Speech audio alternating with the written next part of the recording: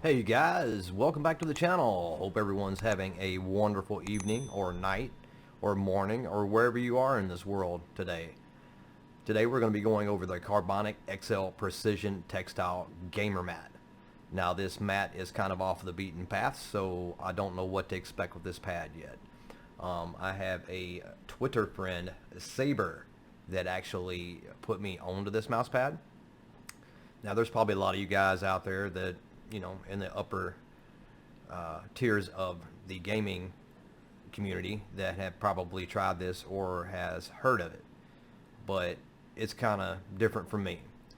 But yeah, so go over and check out Saber's channel on Twitter and look up his stuff. He's got quite a few videos on there himself. But today we're just going to be going over this mouse pad, and we're going to get it out and let you guys see what it looks like. And I'm just going to go over it for a little while, and then I'm going to go do some gaming probably for a couple of days, and then we'll come back and do some more. But let's go ahead and get this out of the box and see what it looks like once we get it out of the box. Are you guys ready? Let's go. Okay guys, so the specifications on this mouse pad is actually going to be 45.9 centimeters, 35.56 centimeters by 32 centimeters. And the surface of the pad itself is actually going to be a polished textile for speed with embedded repeating carbon fiber print designed for superior accuracy. So I'm assuming that any of the good lookingness, if that's even a word, of this mouse is actually printed into the mouse pad itself. The edge is armor plated black overlock stitching, and the base is a sure grip open cell rubber backing, and it's basically made so that way it grips to your mouse to your desk better than some of the other pads. I've got a hind pad from Artisan, and that thing slides all over the damn place, let me tell you. Very good mouse pad, and but I don't understand why they went with the that slick ass freaking bottom on that mouse pad. I'm sure there was a reason for it, but anyways, so the stitching on here, as you can see, is not raised up too high on this mouse pad. So everybody should be good on that. I don't think it's going to bother anybody's arms. Myself, I don't think it bothers mine. I mean, I tried this out a few times before I even started the video after I took it out of the box, but it doesn't really bother my arm too much. I mean, I guess I could see somebody that's more of an arm aimer, it might bother, but personally I'm not an arm aimer, so I don't see me having any issues with that. Some of the advantages of this mouse pad, personally, I believe is going to be the quietness of the mouse pad. You're not going to be able to hardly hear it that much when you're gaming, which is a good thing. And honestly, you're not going to hear too much anyways, because you're going to have your headset on more than likely. Let's get this mouse over here so you guys can check it out. See it? MZ1, baby. Anyways, so the features of this mouse pad are obviously pretty much what I just said already. Polished textile surface, overlock stitch edges, enhanced sure grip comfortable open cell rubber backing, and high definition carbon fiber repeating preying on the surface. So you can actually go to the Xtrac Gear and actually pick this up if that's something you would like to do. There's the website right here, xtracgear.com, and the one we're on is actually right here. Personally, I probably should have went with the Xtronic XXL, because I didn't think those were going to be quite that small. But honestly, with the DPI and the sensitivity I use in game, it's still going to be all right. I'll be able to use it. So, but the XXL is what I should have went with, because it's a way bigger mouse pad. And I don't know why they don't have more than one picture on here. I would love to see more than one picture, but it is what it is. But for $29.95 and $27.95 plus your shipping, and you usually get it within less than a week, you can't beat that. So, let's just hope this is a good enough pad. If it is, I'm going to buy 2 or 3 more, so if it wears out, I'll have another one. But like I said, this is kind of an off the beaten path mouse pad, so we'll see. one more time, Saber, go check out his Twitter. He's the one that actually put me onto this mouse pad, and we're going to see if it's as good as what he says it is. But me personally, I'm all about testing stuff out that I've not used before or seen before or heard of before. And these guys, you know, that's pretty much the thing with them. I've not seen them before, heard of them before, so I'm willing to give them a shot. They actually, if you want to know a little bit about them, basically when they first started out, they were called Xtrac pads. They are now Xtrac Gear, and they actually came onto the gaming scene in 1999, so they've been around a while, pretty close to almost as long as Artisan, if not longer. I don't think Artisan's been out that long, quite that long.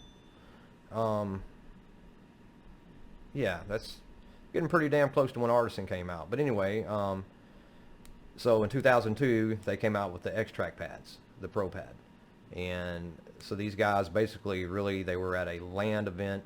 All these guys were all gaming and stuff, and they all decided, you know, somebody walked up to one of them and asked them to borrow their pad to game with, and they started gaming with it. And whenever that guy got ready to leave, he wanted to buy the pad. Well, you know, some of them said, well, hey, we should just start producing this mouse pad because people's going to like this mouse pad. So yeah, so they started out making, because on the Aqua Control Plus, that thing would stop like over halfway where it's not stopping now. And this mouse here is the Orochi, and it's got the, you know, the default mouse skates that come on it. So I've not put any other skates on this mouse, so it's got the default skates on it, PTFE feet skates. So anyway, yeah, so we're gonna go test this out for a little while, probably about a day to 2 days, and do some gaming there and see how good it's gonna work out.